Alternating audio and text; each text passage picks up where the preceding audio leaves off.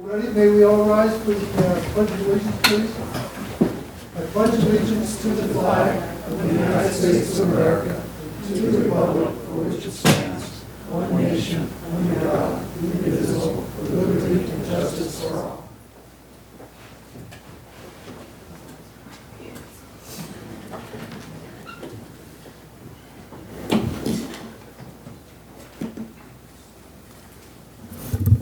Welcome. Thank you for coming to the meeting for March 14 of Nantucket's Board of Selectmen. And we will start with the board's acceptance of the agenda.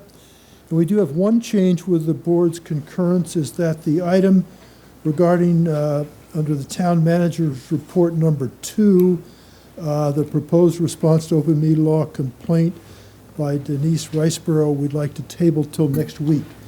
So if there's no objection to that, that will be tabled, and the rest of the agenda will take as we have it. Next would be announcements, and Libby, I'll turn to you. Just a reminder, we'll have this on the next couple of weeks. The 2012 annual town meeting will start on Saturday, March 31st at 8:30 a.m. at the high school. The annual town election will follow 2 weeks later on Tuesday, April 10th. Polls will be open from 7 a.m. to 8 p.m. at the high school. The police chief has a brief announcement. Welcome, Bill. Yep, thank you. I just wanted to announce that next week we're going to have our second annual, or second Citizens Police Academy program start. The last one just concluded a month or so ago, and it was very successful. We had a dozen citizens that attended it. It's 9 weeks long, every Thursday night from 6 to 9.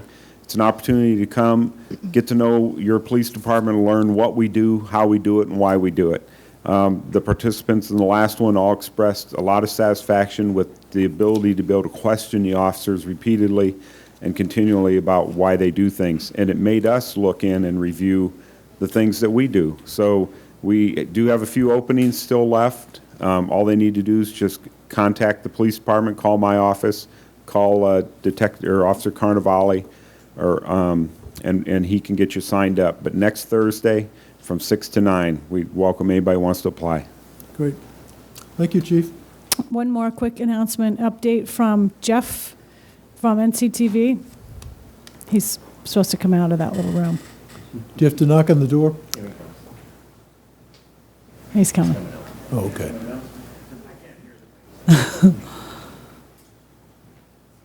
Jeff, you're back for a second week in a row.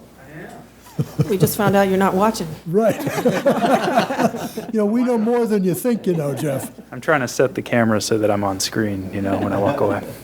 So, hi. Okay, we have made a little bit of progress that I think everyone should know about.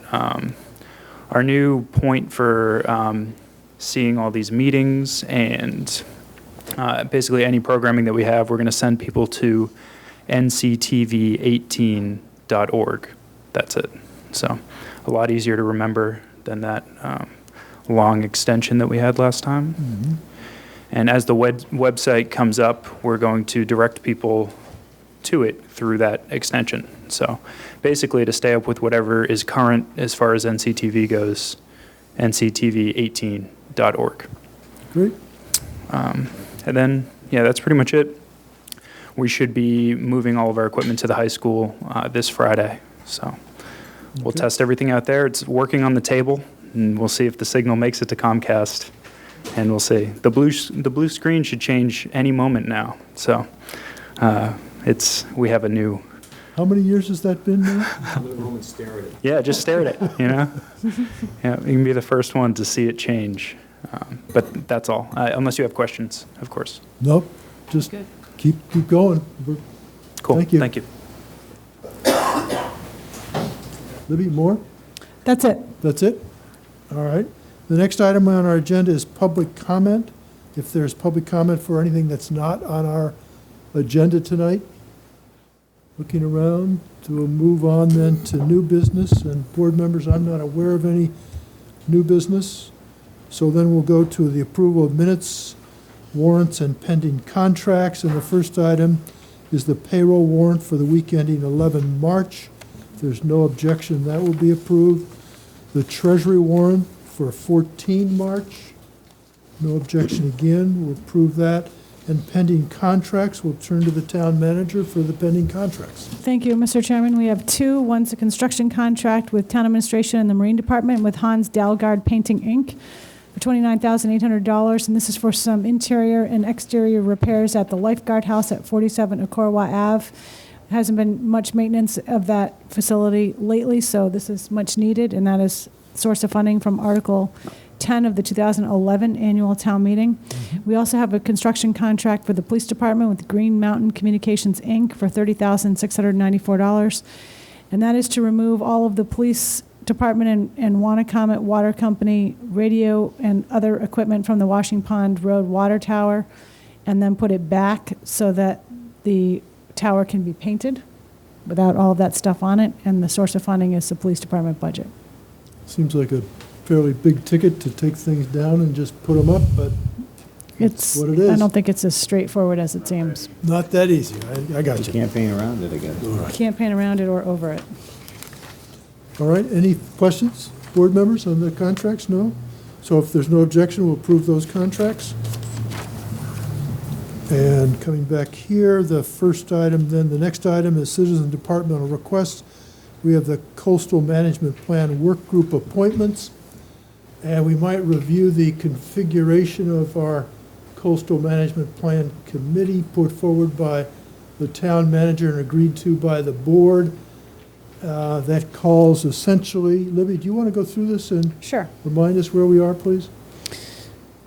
Back in February, the board voted to establish a coastal management plan work group. The membership was to be one member of the Conservation Commission, one member of the board, so you'll need to figure that out, and 3 citizens or representatives of interested parties, groups, or organizations to be appointed by the board. And then technical and administrative assistance as needed will be provided by DPW Director, Natural Resources Coordinator, and Marine Superintendent. The term of the work group is 2 years. At least at the beginning, seeing how far we get. And there's a specific charge that involved, I think, 5 specific tasks. I'll just mention the first one, which was to recommend a process that could be presented to the board in March 2012, but that's looking realistically more like April or May at this point, just because of timing, for the development of a comprehensive coastal management plan for town-owned property. And then it describes what, at the very minimum, what that process should include, which is input from interested groups, scheduling regular public meetings in accordance with the open meeting law, utilization of technical assistance from the state's Coastal Zone Management Agency, and the Storm Smart Coasts Program, regular updates to the board, things like that, and an inventory of town property that would be covered, determination of which town properties should retain active, unrestricted public access and which maybe not because of further degradation to infrastructure or environmental areas, things like that. This is on the website. So the applications were, or the vacancies were noticed in the paper, posted on the website. We do have several applications. There is something we should point out about the Conservation Commission. They did understand that they were to have appointed one member of the Concom. However, evidently they were not able to reach agreement on that one member, so 2 of them applied.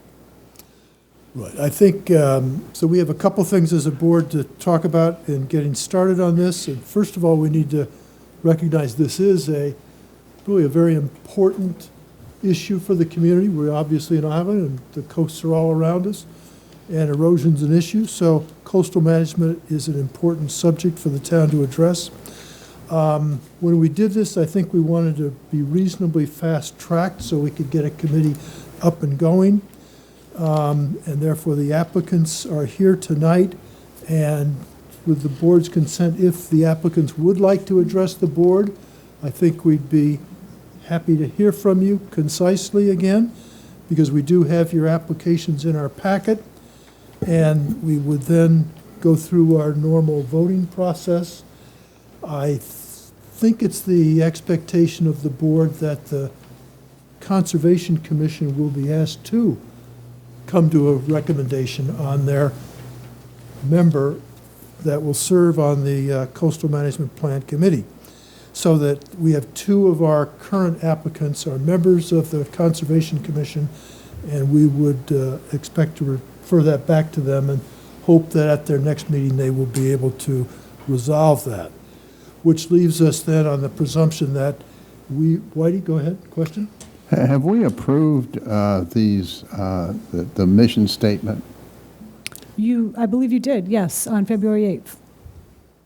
We've had it before us a couple times. I mean, I would think, Whitey, we could also look at it as somewhat of a living document that as the committee gets together and considers it, I think we'd all entertain, dealing with that mission statement if appropriate. But I noticed this town-owned, are we just restricting this to town-owned property? Yes. We can't, our discussion is that we really don't have the right to tell people what to do with their private property. That's what they go to the Concom for. But in this case, we're the property owners and we can decide what we want to do with our own property. Right. Or what we feel is best to do with our own property, I should say. Yeah, but there's more to it when you talk about coastal management than just our property. Whitey, I think that's a good point. I mean, I would think, I understand our primary interest might well be in our property, Bobby, but I think what the committee might well consider whether there are guidelines, other planning efforts that might help develop a process that could apply island-wide in some cases. I don't know how to get there. It could become exactly. it could become a template Yeah. for neighboring properties, but I think at this point, we should concentrate on the task at hand, which is our own properties. And, the reason that we're doing this is because right now, we passed a town meeting several years ago, this mandate. We haven't really moved forward on it, and we need to write a coastal management plan for our properties. It can become a guideline, just like we have a lot of other principles in this town for private homeowners to follow. I mean, if we prohibit the use of a certain type of erosion plan in a certain area, then neighbors in that area will know that that's something that they're going to have a hard time getting through the Concom. Right, it's maybe a little bit, I think, like the Article 68 committee in terms of dealing with fertilizer and trying to develop a best management practices. Hopefully, practices on our property, they don't always they're not directly applicable, Bobby, but they might help, as you say, have a template. And, we're at the beginning stages of this. Who knows where we're going to be when we're done? But right now, the mandate or the discussion is more with our own property, town property. So what do you have, Patty? I was just going to add that it's going to be difficult enough, in my opinion, to set the parameters in the guidelines without basically, essentially making it about private property. I think we just get into a whole snare there that we don't need to deal with right at this time. So, like you said, Bobby, let's take care of our own, our own responsibility first and then move from there. So Woody, I'm not sure that's a clear-cut answer, but, and we Well, may not get a clear-cut Correct me if I'm answer, wrong so here, but part of the reason that we're doing this is so that if someone wants to get a license from the town to do erosion to protect their property, they have a set of parameters that they have to work within. I mean, this has really come about because of the Sconset Bluff, and we, right now, anyone who applies for a license through the town really doesn't have any guidance from us, and for that matter, even if they get Concom approval, there's a question of whether or not we can actually sign the license because we don't have a coastal management plan. There may be other properties that this comes into effect as well. The end of Nantucket Road, the end of Cisco Road. The homeowners associations out there might decide that they want to do some type of erosion management plan to protect their own properties because the town doesn't have the funding to do this. So we need to, as this says, identify all of our properties, come up with a set of guidelines that we permit, types of erosion control that would be allowed by the town in each area, wouldn't be allowed by the town in these different areas, and set a template for people to go through when they want to go through the process with the Concom. So I'm not sure how to resolve that, other than I think if we think of it as a living document, I think we all understand, just as Bobby said, a template that might affect other properties, and see what the committee gets started. We're going to have a member of our group on that committee, and they will be able to develop it and come back. And I think we should recognize that the bylaw calls for a comprehensive coastal management plan. The bylaw itself doesn't say a comprehensive plan for town-owned properties only. But Bobby's right. I mean, we need to reconcile. There's an intersection here, and it came about because of that issue. And the process, excuse me, I don't mean to interrupt, Go but the ahead. process is in place now for a private individual to go through it. They don't need a license from the town to do erosion control on their property. What they need is approval from the Concom. And they go through that arduous task with the Concom to come up with a set of parameters or type of erosion control that the town already approves. So this is just a matter of what we would sign a license for. Like, we could say right off the bat, for example, that we're not going to allow any rocks anywhere on the island, and that would be off the table, period, But and on that would- town-owned land. Now, that doesn't mean an individual can't go in and ask for rocks and might get the permit, but we can say as a town that we don't feel that it's appropriate on our town land. And the committee might come out and go beyond that and say, we think it's best not to do rocks on the whole south shore. There's land bank property, there's conservation foundation property. So it's like a thought process to see if we can help get to the end Yeah. game, so. Yeah, and then I think we'd have this discussion would be better in March after the committee spent the next 11 months or a year going through the process and, hammering this out at their meetings. Then we could sit here and we could ask these specific questions. But right now, I think that it's a little premature. And I understand what you're saying, Whitey, with the private land, but I think right now we just need to concentrate on our own property, and then we can go from there. But there are issues. I mean, we have that issue on the North Shore there with that bulkheading that's going on. And we have other locations that we need some kind of determination for. And that isn't necessarily town land. Maybe it's best to consider it a start rather than definitive in terms of a scope. So Yep. I think it's the right way to begin. Maybe another way to say it, they're going to start with this, and they're coming back shortly under even this program in a month or two. Oh, that's to right. This share is just where a they are. short-term. Well, I think the idea is to make it longer term, but they have to develop it, as I think Libby points out, kind of a work program. Here's how we're going to proceed.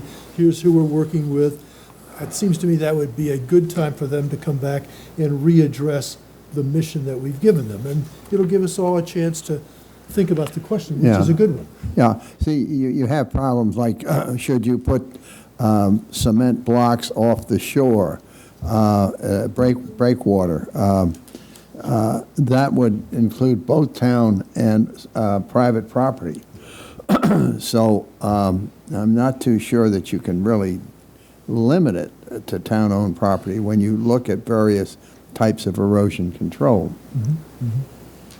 So I tend to agree with that. I mean, that's why I think maybe the best thing is to say that we're trying to get a committee up and going that's going to start to deal with this. They'll come back and share their thoughts in 8 weeks or less, and we can revisit the mission statement at that time. Again, the mission statement is pretty clear, too. The bylaw says town-owned property, so that's what we are working with here. Yeah, but that's what we set. Well, but I don't understand, I guess I'm confused, Whitey, but if a private homeowner on the North Shore, for example, wants to put in a bulkhead, like you said, or rocks, the only approval they need from the town is the Concom. They go through that process with the Concom, and it's a very long and difficult process, and the Concom makes their ruling. We, as a Board of Selectmen, and as the town meeting, I don't believe we have any say, and I don't believe we have any right to say they can or can't do it other than through the Concom and the DEP process. For us to write a coastal management plan on somebody's private land, I think we're getting ahead of ourselves. We don't have a coastal management plan for our own property. If somebody wanted to build an offshore jetty on the waters, then they'd have to get permission from the town. That's town land. So then again, it would come under this mission statement of, we can look at all that in great detail and say, do we want to allow, breakwaters? Do we not want to allow breakwaters? So I'm not sure how we're going to resolve this tonight, other than We're not, the suggestion yeah, I I think had, we is just- that they'll come back and we'll revisit it, because it's a valid question. We do have a question out there. Yes, Catherine Stover?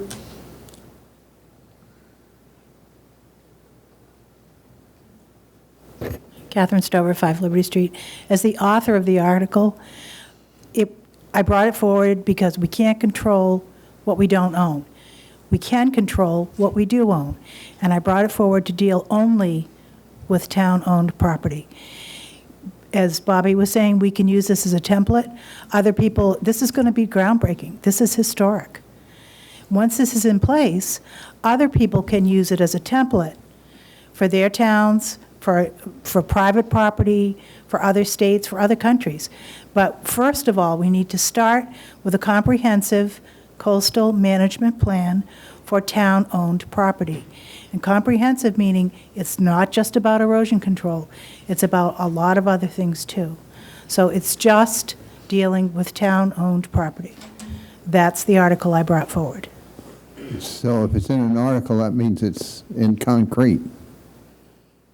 Yeah? It's not changeable. You can't enlarge it to include, No. I mean, yes, you can't, and no, you can't. No, you may not. Not at this point, kid. You need to, we can amend it later, but right now we need to do We what have a long the article process says. ahead of us. and we'll Exactly. see This where is we the go. first step. So Yes, maybe we can get back to the first step.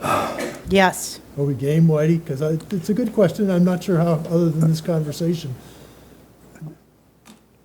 So are you game to carry on here? Yeah, I hope so. I just think there's a lot of alternatives which are operational, such as replenishment. Putting sand, which doesn't necessarily stay with that particular property. I mean, I'm with you've you. got all of these kind of nuances, and I'm not too sure that with everything falling into the ocean, that we shouldn't be more comprehensive. Well, maybe we'll get there over time, Whitey. I mean, I hear your concern, so. In the meantime, to get on with the process here, we do have a number of members and who are applicants who have put their name forward. Would you folks care? We'd be happy to hear from each of you, and then we're going to carry on. So I see a hand over here, and we'll take you as you wish. Bam Lafarge. Hi, Bam Lafarge, 88 Vestal Street. I'm not an engineer or a scientist, but I have been around the water here for about 50 years. I've been on the Harbor Plan Implementation Committee, which is a related thing and which applies to private property also. I like Whitey's thing. I don't think that's a waste of time to talk about that. But I also, to be honest, I'm in a family that probably owns more waterfront land than any other family in Nantucket County, and that's at the basis of a lot of my interest in marine things. And I've read the state coastal management plan or parts of it, and they're in some of the same quandaries. I think you want to save the whole place or wonder what's going to happen to the infrastructure, and it will affect town land. So I think you have probably a lot more qualified applicants than me. I'm more maybe a PR guy, but a guy that thinks about it. And that's what I served at in the Article 68 work group. I really didn't do much work. I didn't know much, but I helped make the thing happen. And I hope to be able to do that if you want me. But I think you got better people than me, probably. Pay attention to those who are disclaiming. It's a soft sell. All right. Anybody else who would like to address the board tonight? Back there, Emily McKinnon.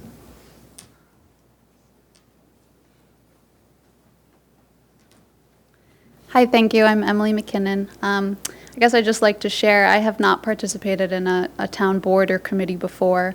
I'm very interested in doing so. I think that the development of a coastal management plan is certainly going to be one of the most important processes that the town goes through for some time. I think it's really exciting that we'll have the ability to get some technical input from coastal zone management. As most of you know, I've spent the last 7 years working for the Nantucket Land Council, and I've had the opportunity to learn a lot about our coastal resources and also the community's dependence on them. I think it's essential that we find a way to manage all of our uses of these coastal areas in a sustainable way into the future, and I just would very much like to participate in the process. Thank you. Okay, thank you. Back here, Mr. Feely. Hi, my name is Jamie Feely from 3 Evergreen. My company was hired by SBPF back in August as kind of the construction consultant for them. And so we were involved with the whole process, worked very closely with the environmental guys, with the engineers, with the marine contractors, and enjoyed the process. So this is an island-wide thing right now. It's not specific to that spot. I think we all understand that. And I hope that you guys will consider my application. I think that the whole spectrum is going to affect a lot of people, should be represented in this group, and that's the basis of my application. So thank you. Good. Thank you, Mr. Feely. Anybody else wish to address the board? Mr. Borchard.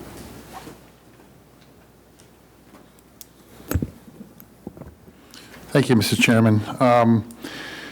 I served on the Energy Study Committee for 3.5 years and did a few various grunt work type tasks while I was on that committee, such as inventorying and describing town-owned properties for wind turbine siting. We went through several dozen different properties.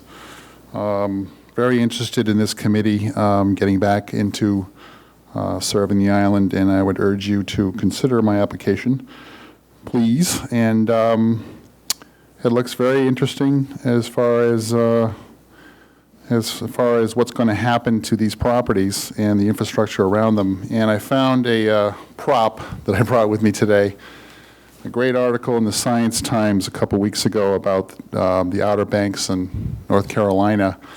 And they have a very interesting process of protecting U.S. Route 12. And it was actually, I found this on the day that I submitted my application to Erica, so it was kind of serendipity. But so it's a pretty interesting committee, work group. And like I say, I'm experienced with inventorying properties and experienced with producing a hybrid police cruiser report that I worked on pretty hard myself when I was on the Energy Study Committee, and please consider me. Thank you. Okay. Carl, thank you. Mr. Flanagan back there, please. Jason?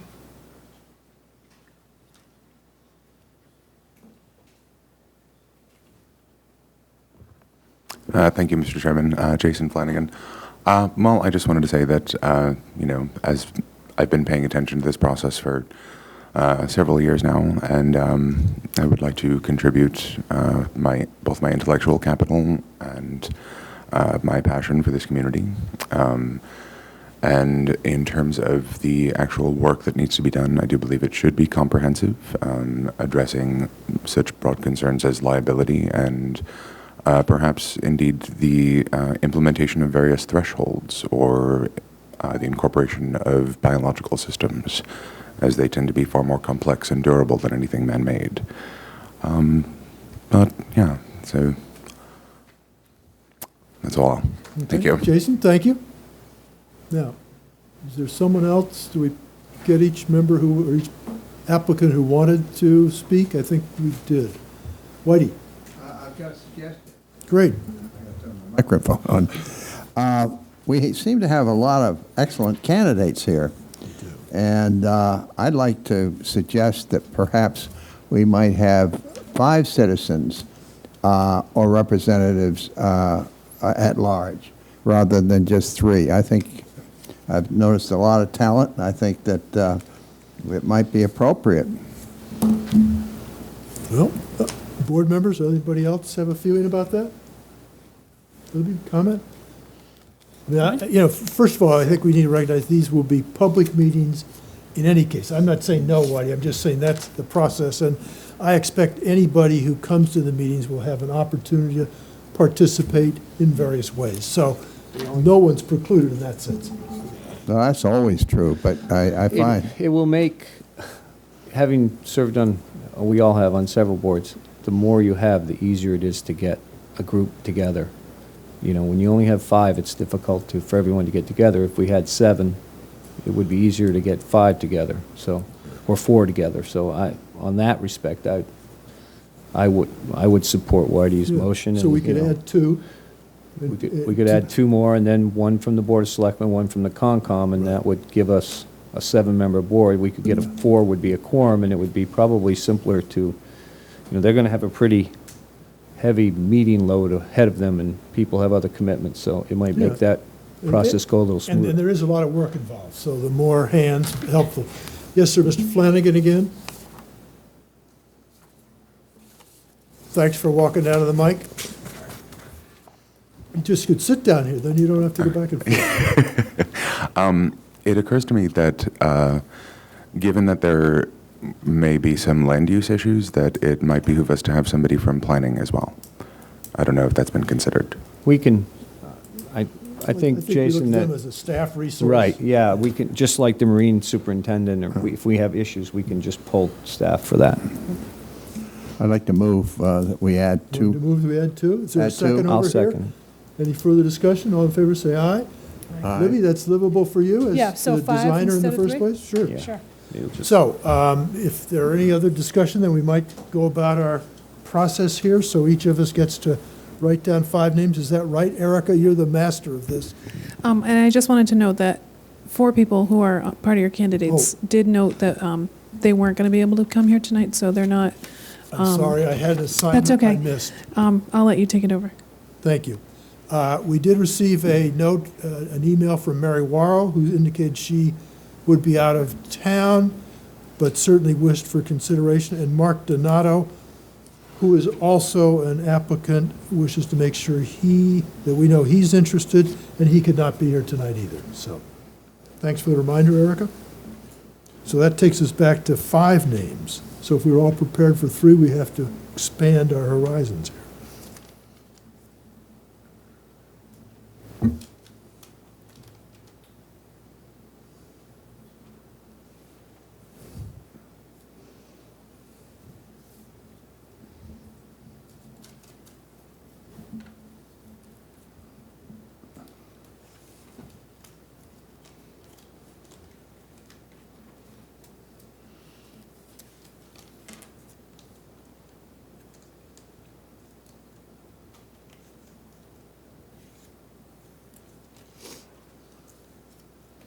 With Mr. Kopko not with us tonight, we could always end up with a 2-2 vote at some point, and Well, we'll have we'll to have figure to that deal out. with that when we get there.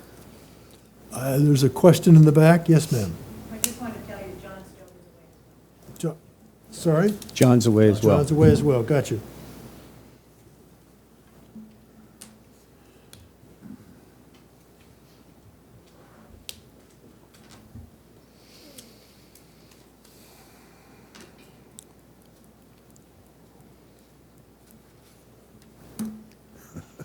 So just to remind us, I think we're doing is, if my count is right, we're picking 5 out of 9, is that?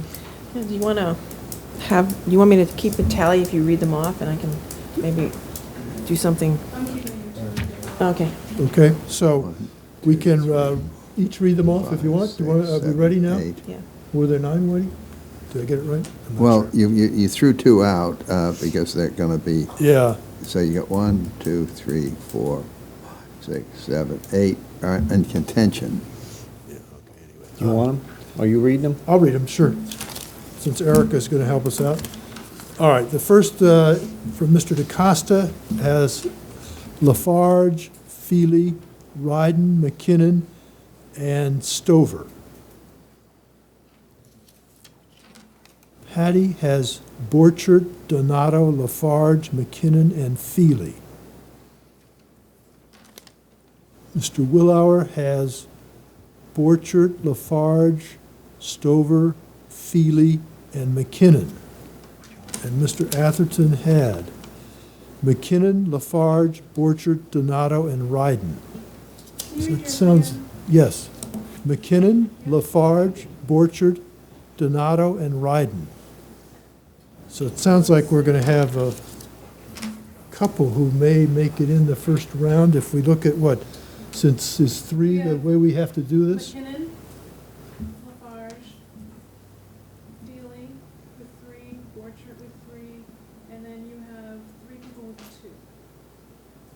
Well, we got pretty close. So if we have, Actually, 4 people with 2. Donato, Stover, oh no, 3. Donato, Stover, and Ryder. so Donato, Stover, and, so let's go through that again. So we had 1, 2, 3, 4 with 3? You had 2 with 4. Two with 3. 4. Okay. So you have 4 through the, Lafarge and McKinnon had 4. Feely and Borchert had 3. Donato had 2, Stover had 2, and Ryder had 2. So if we take the 4s and 3s, each of them has a majority of the board? Does that make sense? yep. So there are, out of the 5 positions we filled, 4 on the first round. Wow.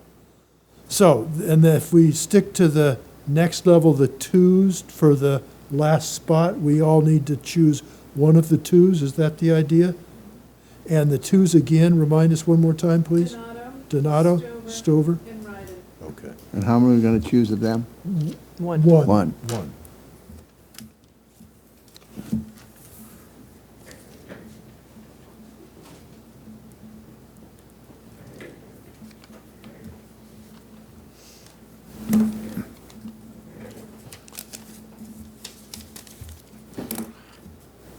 All right.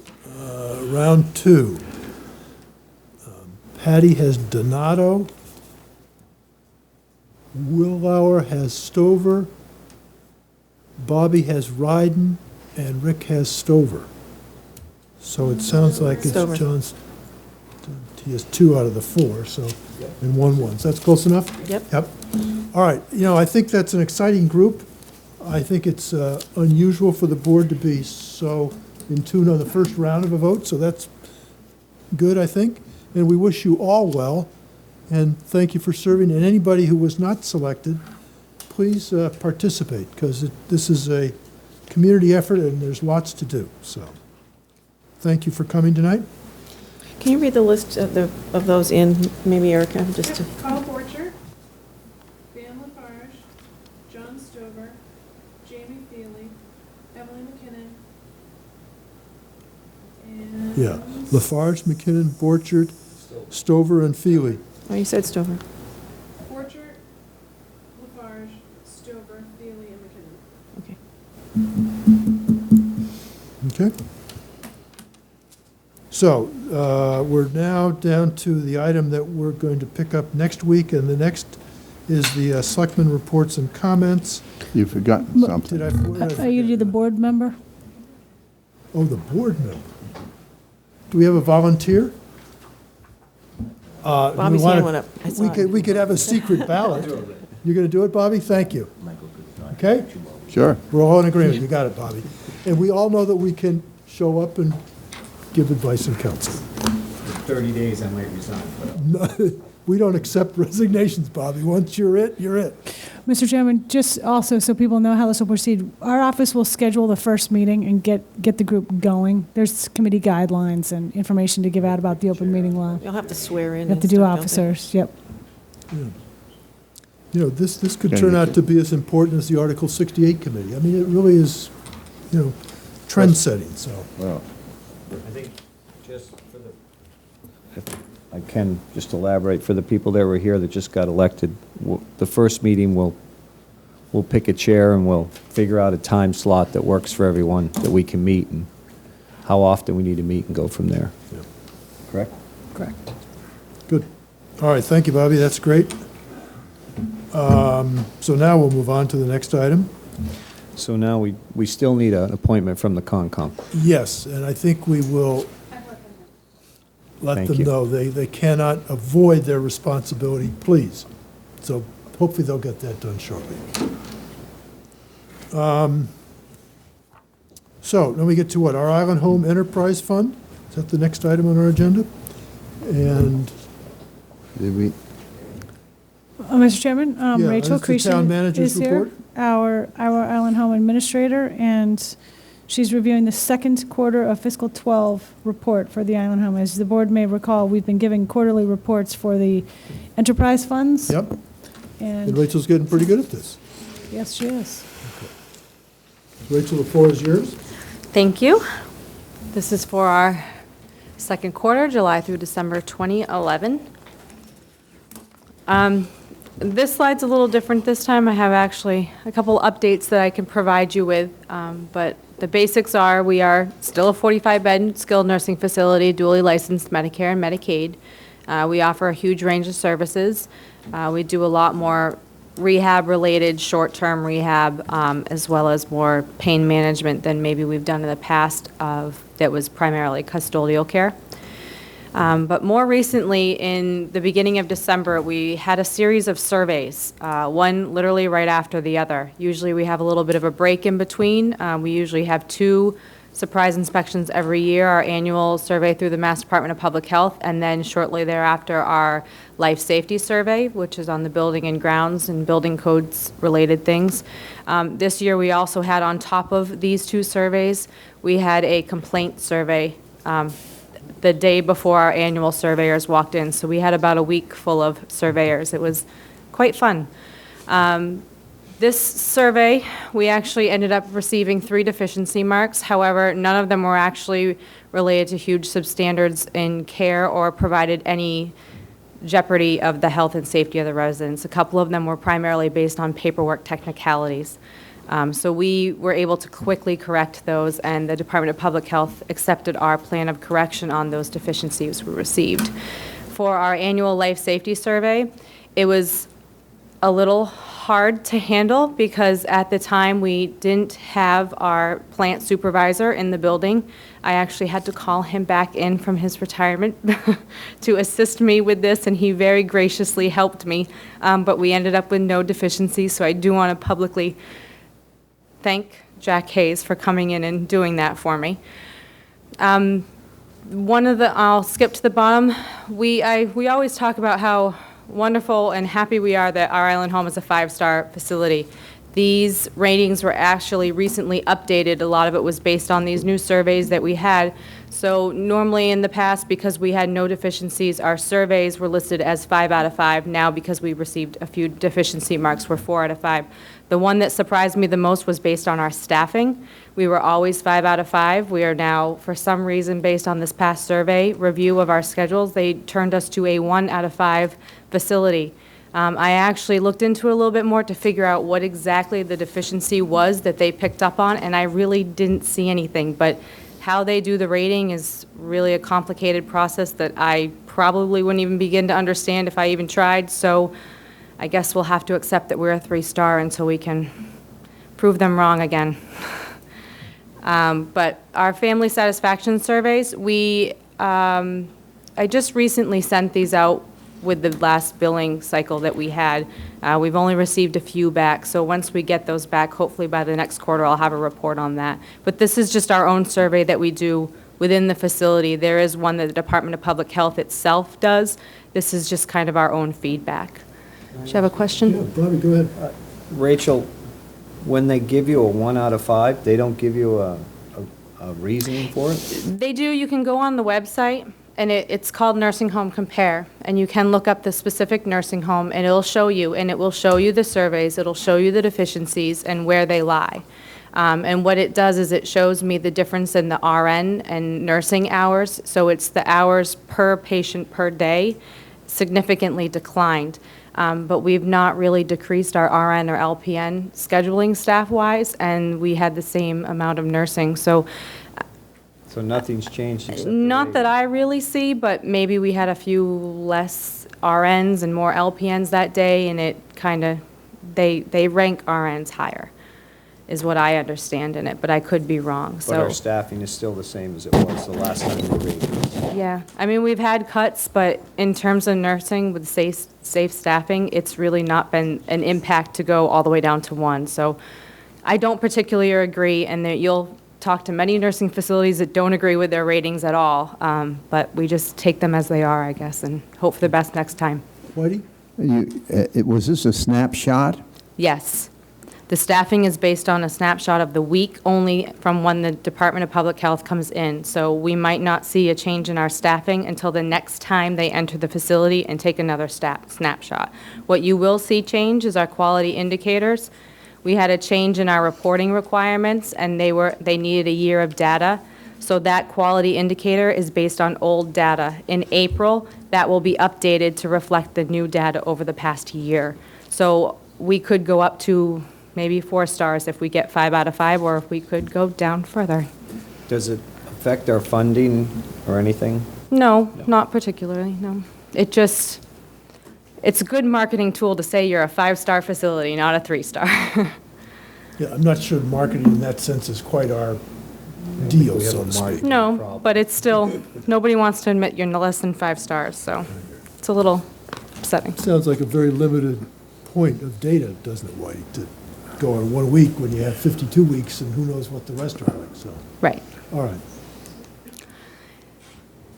Is there a slide missing? No. This is the graph that basically shows you what our payer source has been throughout the past 2 quarters. So you'll see the first quarter and second compared. As you can see, there really is not much change in the amount of build-out days per residence. Mass Health is still our primary payer source. You can see that there is, in October, a slight dip in the private and an increase in Mass Health, and what usually happens there is that somebody converts from, they've spent down enough of their private funds that they've now converted to Mass Health. So what essentially happens is you lose that private funding, but they go right into Mass Health. We see that often in the conversions. Yes? Is that patient days per month on the vertical axis? Yes. So you could say, such as October, it's almost right on 1,000. So we had 1,000 days for residents billed to Mass Health. So each patient, if they were on Mass Health for the entire month, and October has 31 days, and you got 5 of them, each patient is billed out for 31 days. So you would have to take the 1,000 and divide it by 31 to get an average of how many people. So your capacity would be around 1,350. If that's 45 times 31, then yes. If every single person, if we had full beds and every person in there was on Mass Health. Or anything. Or anything, yes. So it sort of gets you closer to the occupancy, kind of. Yeah, it's the occupancy, yeah. So what are we doing to raise the occupancy rate? We're taking as many people as we can. We actually we're close to full. We're at 43 right now, and we actually have 2 potential admits coming in. It's really based on need. It's whether they're in home and they've hit a point where they decline and come in, or they're in the hospital and they're ready to come to us or go home. It could very well be that we have 2 people in there that are short-term, and then they'll go out, and we find 2 more short-term, and they come. What I have been doing with the social worker more recently is that we have a template, just a blank sheet, and we fax it out to Mass General, anybody that's affiliated with the Nantucket College Hospital, the Martha's Vineyard, a couple, like the rehab facilities, RHCI and things like that, up around the Cape area that are close around us. We fax them out maybe once a month if we have a lot of open beds, or sometimes once a week, what our bed availability is, so that they kind of remember that we're here. And how does your profitability, in other words, does your profitability go up if you hit your maximum? Yes, because we can bill for more days. Yeah, but your expenses go up too. Well, yeah. We have 2 open beds. If we get 2 more private people, our expenses will be much more covered than if we get 2 more Mass Health people. If there are 2 more Medicare people, we'll break even at worst. Suspect there's a large fixed element, Whitey, so on the margin, they probably do pretty well. I don't understand. Rachel, you carry on? This is just more of a numbers-wise breakdown of the visual graph, so it can show you overall the actual numbers that we build out for the number of resident days and how it's calculated. As you can see, Medicaid is clearly our top number. Medicare A, we had 544, which is the one that we actually are able to make money off of our average reimbursement through. Our cost of service per day is based on our 2010 cost report.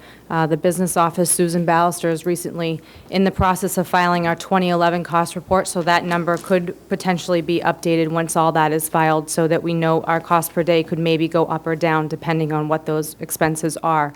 But currently, right now, we're basing it on $450, and our average reimbursement for Medicare is $564.78, and those are based on the average reimbursement that we received on all different individuals. So it's the same thing with Medicaid.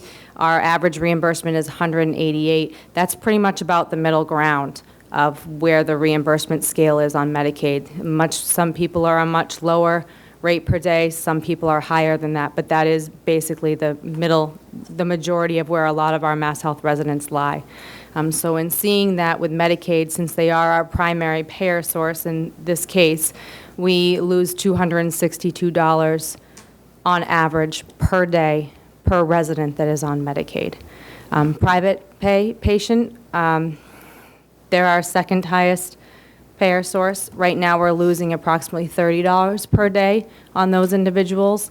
And very shortly, Susan and I have worked on changing our private rates as well as the ancillary costs for private people, and we'll be presenting that for you for your approval to increase those rates very shortly as well.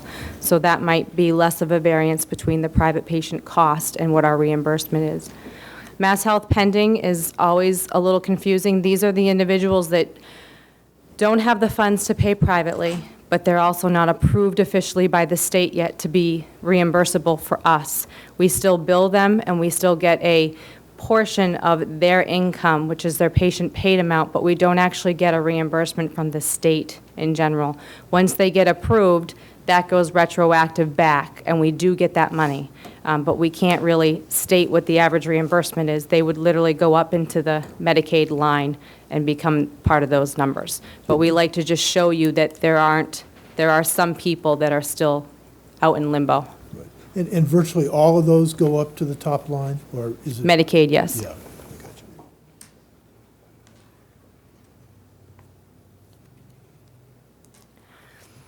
This is our brief breakdown of our second quarter actual overview of our operational revenue and operational expenses.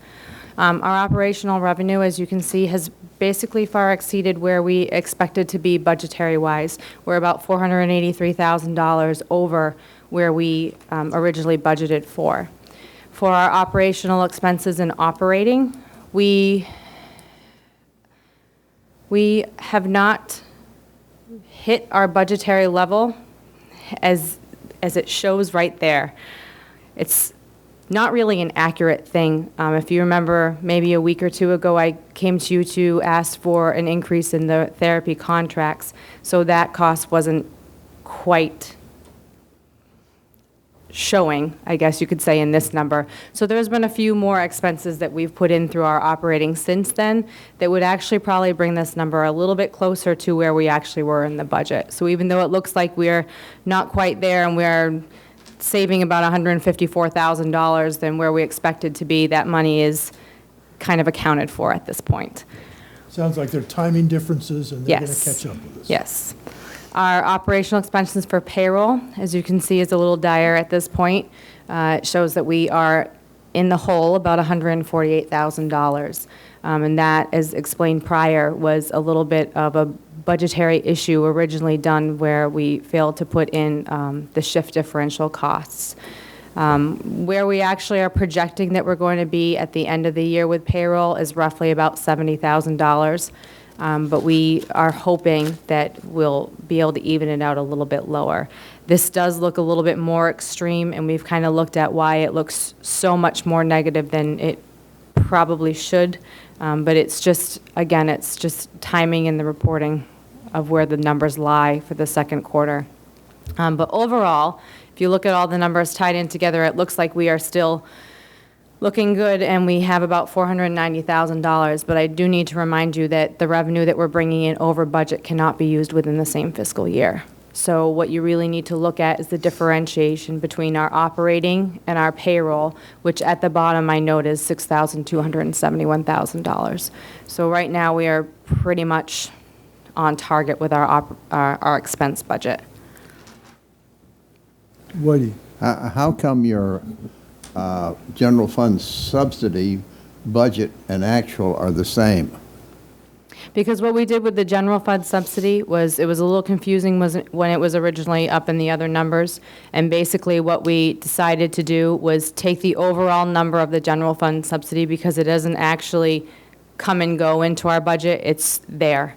So what we did is we broke it into quarters. So what you see in the general fund subsidy line is it's half of what we have been allotted within our FY12 budget. So we just account for half has been used. I think it would be a little hard to figure out exactly what has been used of the general fund subsidy as opposed to the lines. To break the difference out between the two would be a little time consuming. So when you talk about breaking it in half, are these numbers second quarter year-to-date or just the second quarter alone? Second quarter year to date, so it includes the first and second portion. So that's basically 50% of our general fund subsidy.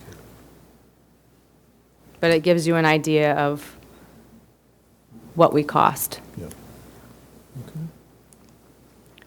This is our revenue sources broken down so that you can see real where that $483,000 comes out of. Pretty much every single line that we have has exceeded our budget in bringing that 483 in, except for our private patient amount. And what has pretty much happened is where we had predicted we would be with our private patients, they spent their money down sooner, so they went up into the top line that you see under governmental paid subsidy subtotal, which is under Medicaid, and that is a variance of $406,000. So that differentiation is most likely from anybody that converted from private into the state Mass Health Medicaid.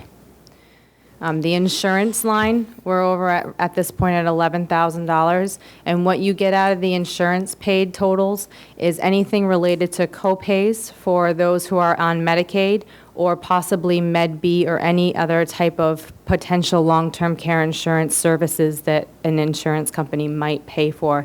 It is very rare. It's mostly all from Medicaid co-pays, Medicare co-pays. Any questions? Yes. You say some of the private patients run out. Mm-hmm. What happens? Do they start with a dollar amount and you just draw down on it? They basically tell us when their funds are getting to the point where they can't pay our private rates anymore. So when they know they can't pay the $12,000+ a month, and they started out with their own personal funds at, say, $100,000, and they've been there to the point where they're getting to be about $30,000, and they know they're not going to last much longer, they start the process, not particularly through us, but there are lawyers or other services out there that help them file a Mass Health Medicaid application. And then they go into Medicaid pending, and they pay us accordingly. But it's usually they need to let us know, because what has happened is once they run out of money, we just keep billing them privately and the bill just keeps adding and adding and adding until they let us know the reason why we're not paying is because we don't have the money. So can create a lull in the reimbursement. So the sooner you get converted, the sooner you keep a revenue stream, even though Yes. it's less coming in. We usually have a little bit of an idea, because when patients do, or residents do come into the facility, they are required to fill out a regular application along with a financial worksheet application. So we do have a general idea of what funds we're looking at for people. So we do kind of have a general idea of when they could potentially spend down. Patty has a question. Oh, I'm sorry. That's all right, we'll come right back to you. No, I was just going to say, will the gap be made up then, once the? Yes. Okay. Whitey? do they put their dollars in escrow? In other words, they come in and they got so many dollars. How is that held? And how do you know they're not spending it on useless We stuff? don't. The only way we know that is if they go to file for their Mass Health or Medicaid application, they get denied and are told that they have X number of dollars that is still due to the facility. So when they come in, We can't manage their funds for us. That's not our job. It's their private funds. We just bill them as we know. Sounds like that you have an idea, because they file the financial statement, so you think they're good for 10 months, a year, 3 years, Yeah. or whatever. And unfortunately, we only know what they tell us. We have come across a few people that they tell us what's in their checking account and their bank account. We ask them what assets they have, homes, things of that nature. If they have any type of cashable insurance policies, cash value, things of that nature. They don't tell us, we don't know about it. There's no way for us to know that. But the state will be able to tell that, and that's when they get denied. So it's sort of like the process is they apply to the state, and once they get approved, then they get to convert. Yep. Other than that, they have to pay our private rates, because that's the billing rate we have for them. Correct. But why do you think there's always a good question about how people manage that process, to say the least? game it. Gotcha. There are professionals that help them. Yeah. The next slide is our breakdown of expenses within our operating budget. And what I have done is this is a overall snapshot that you'll see of each department related to salary payroll expenses and then operational expenses. You can kind of see more where a lot of the issues lie related to where the deficit in our payroll is. As you can see, the biggest one is in the nursing department at $188,000. And that, a lot of it is related to some overtime that we're hauling back on as it's unneeded. If you have a certain resident that needs one-on-one care, it's kind of hard to budget for that. But a lot of it is related to shift differential. The other department that you'll see that normally in is the dietary department, but they actually have been able to be about meeting budget. It's a little odd because their overtime and shift coverage has been a little bit higher than expected, as you can see in our overall breakdown, but they've made up for it in other areas. It's mostly in the nursing. For administration, the reason why we're in about negative $60,000 has to do with an administration. That's where you see a lot of the health insurance and Barnstable County retirement, the bulk of that. That is a lot of it to do with the retirees portion now being taken out that was not originally appropriated in the budget. So that's the specific allocation of the pension to your enterprise fund? Yep. Employee by employee? Mm-hmm. And the jump in the nursing was caused by what? Yep. Okay, tape change. Thank you, Bobby. I just want to see, do I? No, I don't.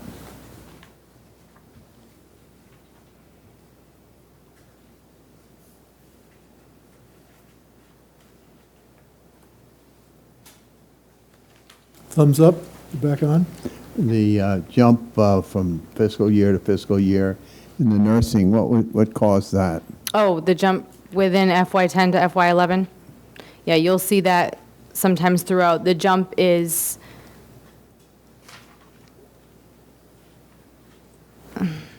that in,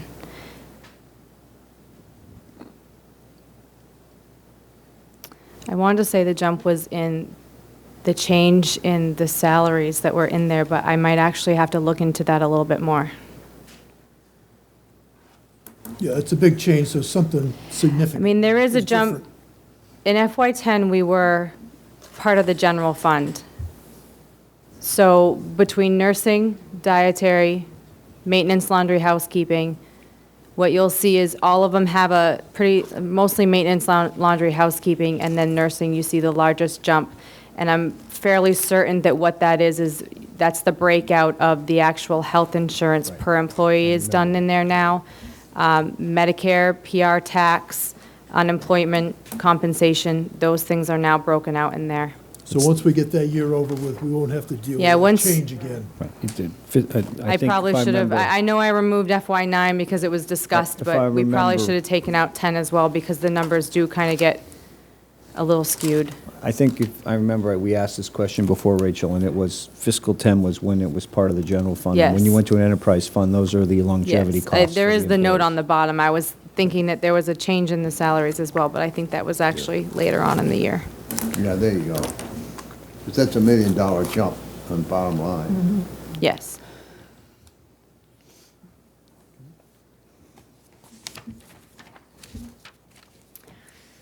And this is our last slide. This is the cost containment measures. We do still have continuous review of our vendor costs and current contracts. Recently, we had switched a couple of our vendors, only to find out that the cost was a little cheaper, but the products were not working for us at all. We were much willing to save ourselves from going through more product and just buying the other ones that were a little bit more expensive and using less. It actually came about equal in cost. So you literally dropped a vendor and switched to another vendor? We didn't drop a vendor, we just bought services through a different vendor, products through a different vendor. Some things we still had to purchase from the other one, but we started using like gloves, briefs, things of that nature. But the products were not of a usable quality. We had a lot of upset staff. We still have some frozen positions and through our layoffs and reductions over the last 5 fiscal years, and all those, any of the positions that were frozen and any of the layoff positions still remain that way.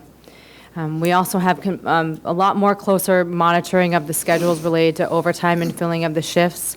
The nursing department is a big one that has a lot of monitoring within it, and there are 3 people that actually do that now. The other schedules that I've actually recently started looking through are the dietary and maintenance department schedules to just see if we can try and rein those in a little bit more, and so far we have been successful. For the next quarter, as I mentioned previously, we are going to look at changing the private pay rates, our ancillary charges for those who are private, which has to do with a lot of therapy services, and possibly be discussed at a future date, the application of interest on very overdue bills. We don't actually apply interest, a lot of facilities do, and we never have, but we would like to maybe discuss starting to do that. Is that primarily private pay? Yeah. We will also continue to monitor the schedules, as I stated, but one of the things that we are going to look at doing in the very near future is looking at the dietary and maintenance departments in particular, and just looking at their staffing levels and possibly seeing if there's a way to adjust the schedules that works in a more effective manner than what we have right now. We've kind of started doing it with the current staff that is there. We have a new maintenance director, and possibly very soon we might have a new dietary director. So the way I look at it is maybe fresh eyes might be able to assist us in a good way. Any questions?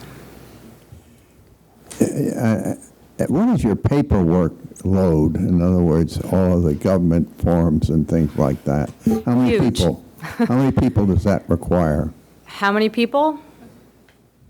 I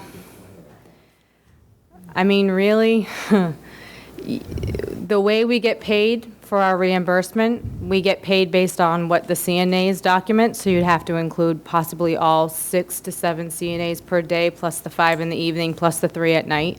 We have a nurse that does our MDS reporting requirements, the director of nursing, myself, the business office does a lot of the paperwork. We have a consultant who does it. We have a per diem that comes in. We have a QI nurse.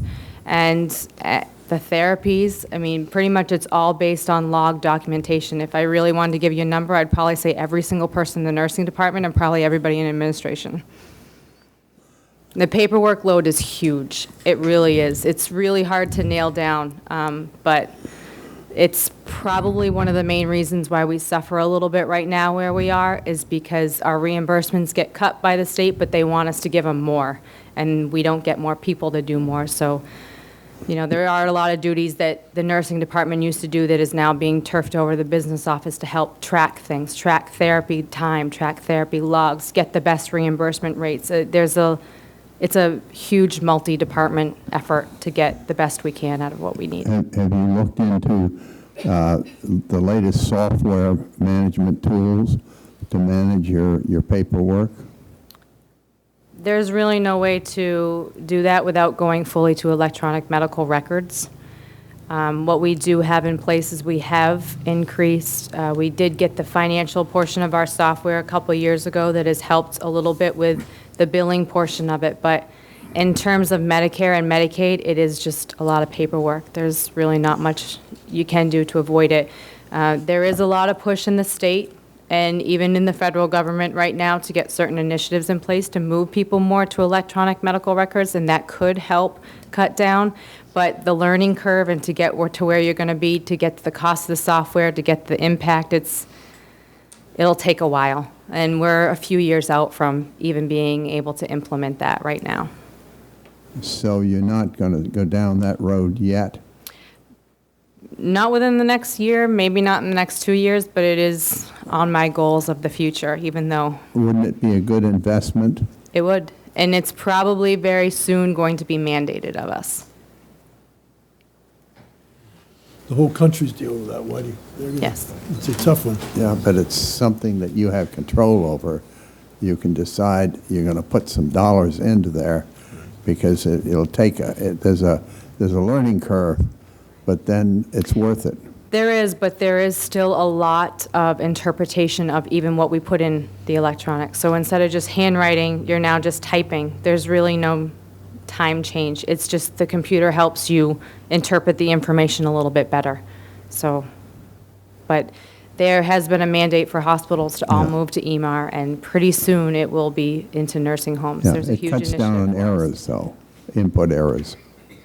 If you saw, Possibly it might let you be aware that there's a conflict, yes.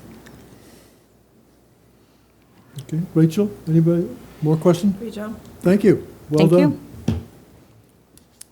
It's a big part of our budget and our human service activities, so thank you. Back to our agenda then. The next item is a review of, if I've got this right, Habitat for Humanity's Make a Stand for Habitat. Libby. Mr. Chairman, this is an event that Habitat began last year, although they didn't actually come to us for approval of any kind, and we didn't pay, admittedly, all that much attention to it last year. However, now that it seems to be becoming a more organized, coordinated event, we thought it would be best to bring it to you for some kind of endorsement of the program. As you probably know, normally lemonade stands, as a general rule, if we were to follow the town bylaw precisely and exactly, aren't really allowed under the town code. But If you want to obviously, enforce that. no, I'm just stating a fact, but I'm not in any position to go out and enforce that. From time to time, we do need to enforce it when they pop up in the downtown area, like in front of the town building and on Main Street. But other than that, they are often found on bike paths and other places, and they're perfectly fine. But this is a coordinated effort. There are plans for no more than 35 lemonade stands on one particular day, August 4th.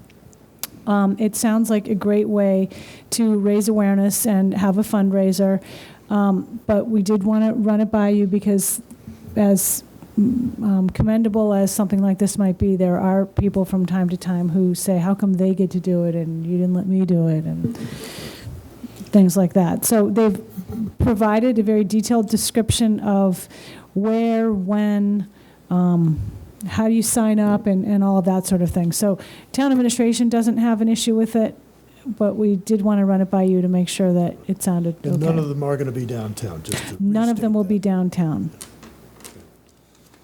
I just have a question. Yep. What- I'm drawing a mental blank here. The barbecue afterwards, where's Freedom Square?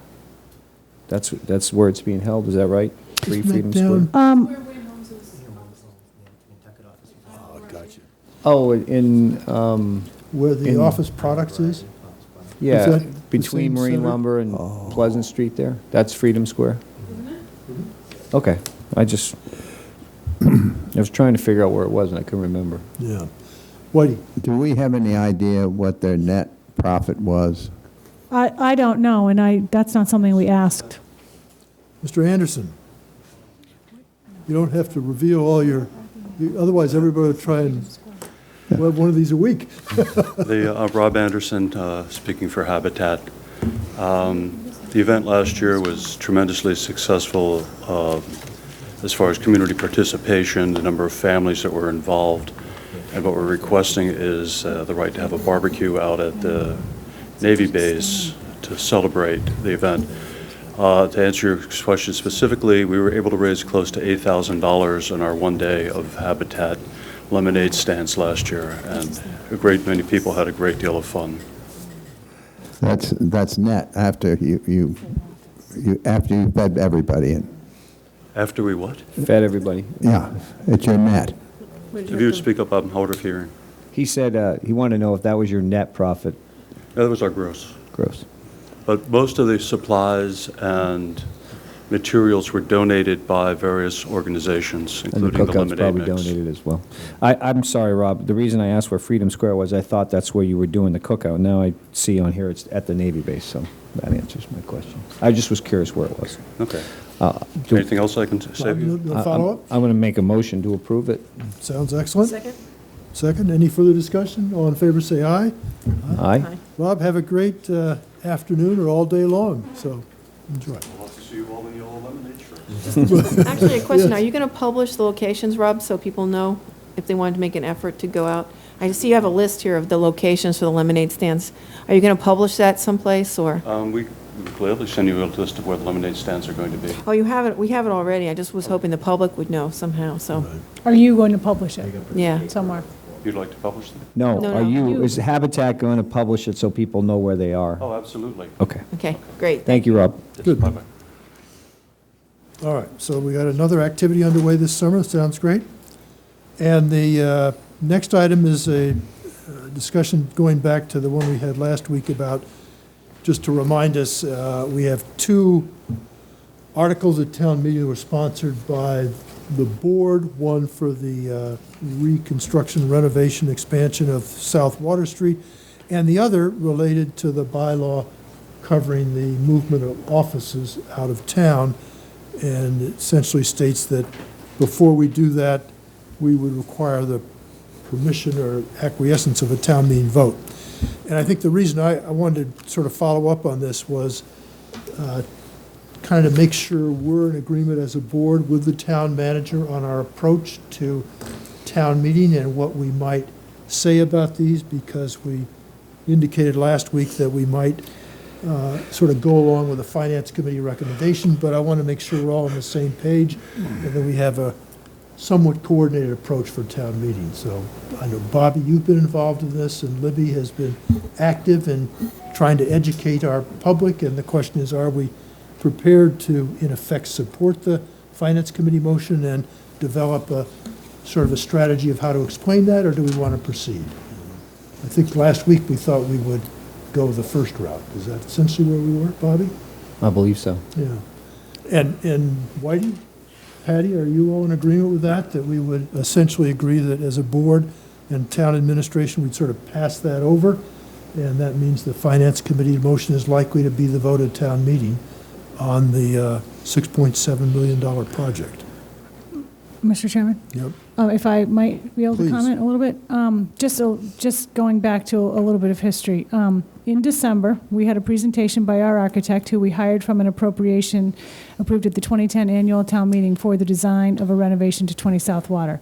In about a year ago, we had intended to put on an article for an override to renovate the building at the 2011 annual town meeting.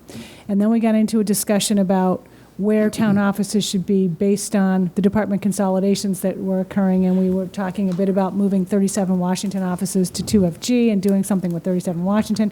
So the whole thing was put off, and we had an informal work group, granted it wasn't formally established, to discuss the issues of where the town offices should be. Should they all come back to town? Should they go out of town? Should there be some kind of a combination?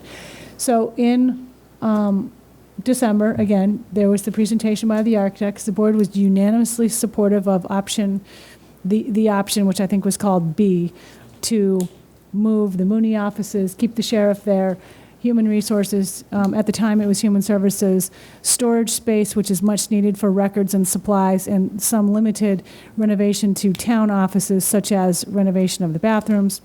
And this is all updated in the report. And then we did, I think, begin to hear some negativity about the project. And I personally don't agree with the entire Finance Committee comment, specifically the last sentence, that they recommend the town continue to explore the feasibility of relocating town employees from 2 fairgrounds to offices in the core district. I guess we could look at that. The committee, the informal committee that I'm talking about did talk about that. The boards talked about that. There are very significant issues, I think, with traffic and parking and space for doing that.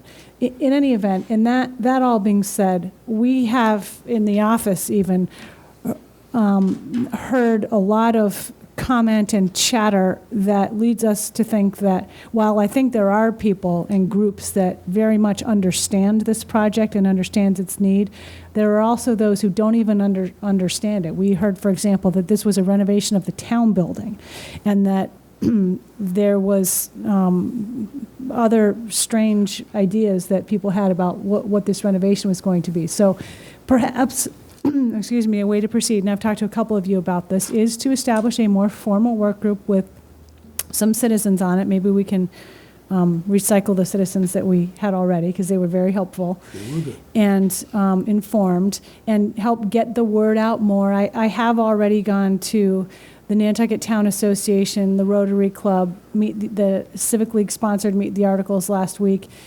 I've developed a frequently asked questions sheet. Bobby did a great video, which is posted on NCTV's website, which basically shows the interior and exterior of the Mooney Building and the 20 South Water Street building, to help show the need for why we need to do something with this office space. But there certainly is value in getting a group together to help more widely educate the public and define what the options are and why or why not they'll work.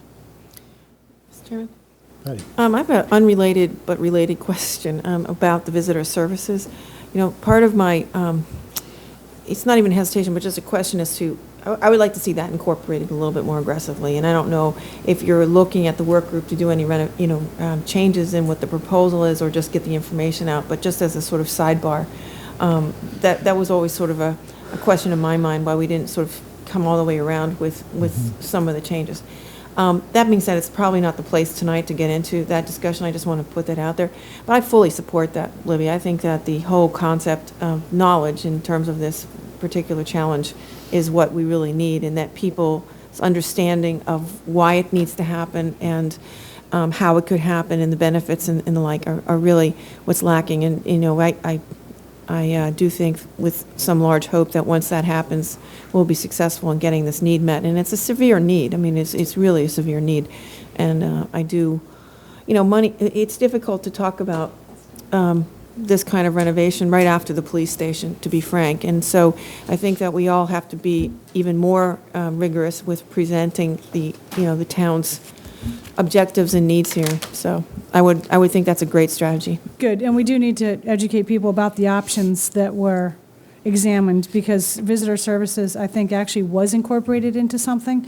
But again, the more you incorporate, the more expensive things are going to get, and people need to understand how that goes. By going back to a work group, we may look at it and decide that we want to go with the We may be larger better option. off to, exactly, So, pick it up and get it over with one time. Right. And I also feel that maybe we can do more here too, just sort of hearing about, and we've had presentations, but, what seems to happen is sometimes the presentations end up in a long meeting, and quite frankly, they get lost in some of the other focuses. And so maybe this is worth a couple of workshops or so, just with this purpose in mind, that are televised. Did we do that with the police station when we finally were pushing in the last year? I think we might have had a couple of... Maybe.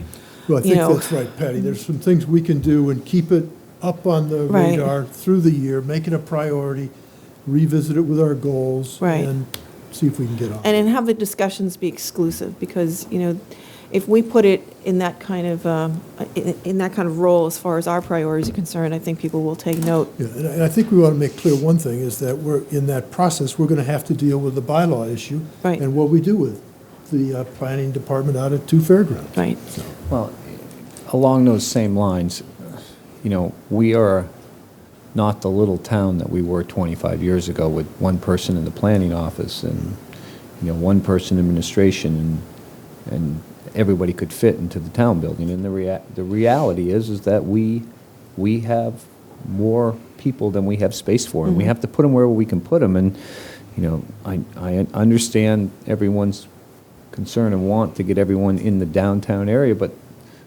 you know, part of the, I think that what this group will have to look at is the logistics of it, and can we add all these offices to the downtown area in the summer months when there's hardly any parking to speak of, Right. you know?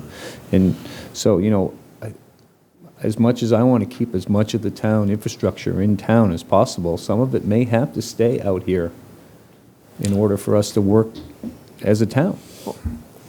Or, I mean, again, I don't mean to put more burden on this issue, but, you know, it may be a time that we talk about parking in town again, so I just, you know. A lot of issues. Lot of issues here, related. Moving around, so. But I think it's clear we want to, I think the point tonight, I want to be comfortable, we go into town meeting somewhat united as a group, and if Libby has a statement to make, or one of us makes a statement with her, we're clear on what we're trying to communicate, so. Yeah, and I, you know, I have no hesitation saying that I fully support this kind of initiative, but I don't feel that the electorate understands it well enough for me to feel comfortable for it to go to a vote. And along those lines, Mr. Chairman, this was one of our 3 goals and objectives for this year, and I just want to make sure that we're all comfortable with where we're at this point. You know, we had mandated staff to bring an article to town meeting, which they have, and it's obvious that, in my mind anyway, that they did a good job with it, but we have more to do. So, you know, it's, sometimes you can't get it all done in 1 year's time. And Well, I also think we, you know, not to repeat myself, but we've just had a major building project, and I do think there's a fatigue in that, and, you know, that's part of what we're dealing with here, too, so. Okay, so I think we have a bit of a plan, and we'll work out that communication strategy. Good, Whitey? Yeah, the other thing that concerns me is the resistance to borrowing. You know, we've got very, very low rates nowadays, and we put up this line in the sand at 12%, and I don't think that's a very good way to make decisions about what you're going to be building, basing it on a 12%, which is maybe arbitrary, especially in this era of low interest rates. I think you're right on. We need to revisit the policy, make sure we understand what its implications are, and how we might I mean, modify. along those lines, I have an email here from Irene that says our debt for 2012 is 16.2%, so we're already over the 12. So we do have to do Yeah, it. but it's dropping down. Well, but, you know, we obviously need to revisit this and decide, look at it again, because we're already over our 12% threshold, and That included the prospective borrowings. That actually includes the enterprise funds, I believe. yes, it does. It includes the enterprise funds, I believe. Including the enterprise funds, Whitey, I should clarify. But, you know, we're still on the hook for it, and we need to. We're on the hook, but do we pay for the enterprise funds? No, but We're still on the hook for it. Yeah, but technically. it's a different kind of money. In some ways, we do. I mean, Technically. It's one big town, one way or another. Well, Well, technically, we're over. But Whitey, I think the point is well taken. We have a policy that's gotten embedded in a process and sort of threw us off, and I think clearly we have to revisit it. So. All right, any further questions on that one? Mr. Chairman? Yes. Not about that one specifically, but you did talk a bit last week, I think, about Article 59, which is that downtown. I guess you've left it, though, that you're not going to make a comment, and you're going to... Well, I think of that as part of the overall comment. In my own mind, just to remind us all, we put an article on that would remove the bylaw that prohibited town employees from moving out of town without the approval of town meeting. And maybe what we're doing here is saying the same thing about that, is let's pass that over, but make sure our process includes enough information so when we go to town meeting, we're clear on where we intend to proceed with that. Right, and I think it's just a matter of, we recognize we can't make demands and then tie hands behind people's backs, so. So, does that help answer that, Libby, at all? Yeah, I think I get I it. think it's related, at least Yep. in my mind, clearly related, so. We still will vote on it? Well, it comes later, so you'll know where you stand by the time you get to 59. Right, if we were surprised and the voters approved the project, we could deal with 59. Sure. Whitey. Yeah. You never know. So, all right, the next is committee reports. Does anybody, Patty? Just in case anyone's wondering, we did not have a Board of Health meeting this month, but it's turning out there's some issues have come up, so we will be scheduling one for the 22nd or 29th. I'm not sure when, but I'll let you know. Great. Bobby or Whitey? Whitey? Do you want to do Affordable Housing Trust The Affordable Housing Trust Fund? Fund. We Do made I some wanna- decisions. Oh, we did. Whitey, I'll be happy to do that, sure. The Affordable Housing Trust Fund met. Whitey and I were there. The major point of discussion was the property located on Surfside Road. And we had a number of configurations. Right now, that's a property that was purchased by the trust. There's one dwelling unit on it and also a very significant tree.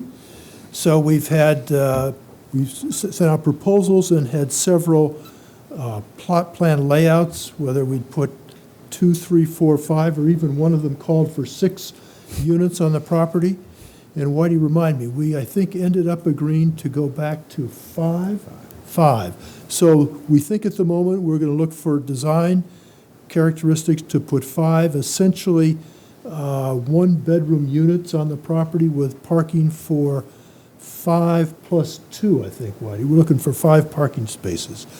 So that project will continue underway, and we do have Bobby's CPC funds, which will be available in the next cycle to help us with that project going forward. So, is that covered pretty much, Whitey? Thank you. Other committee reports? I have the Bobby? letter that last week we Yep. talked about the Amendment 5 fishery stuff, and the hearing is, the hearing for public comment is Monday night in Fairhaven. I'm going to be attending. Good. Doug Smith from the SHAB Board is also going to be attending with me, as well as Pete Kaiser, to You got a full team. represent the fishing community. So I have the draft letter, which you all got copies of. And if you could sign it, Mr. Chairman, or I could get approval from the board for you to sign it, that would be a great help. I think that'll be moved. Seconded? All in favor, say aye. Bobby, thank you. Job well done. Thank you. Because we're all Is concerned. SHAB covering finfish now? Well, SHAB makes recommendations on anything based on the fishery, even though their primary thing is shellfish, but any commercial fishing, they feel like they should at least bring it to our attention, so. Good. And I know about this, so I went to their last meeting. Yeah, I and- missed it. Yeah, and let them know what was going on, and There's a real, because these little guys feed those big guys, and we like the big guys. It's called the food chain. Yeah, so. Bobby, well done. Thank you. Anything else? No? All right, are we finished? A motion for adjournment? So moved. So moved, seconded, all in favor? Aye. Thank you all very much.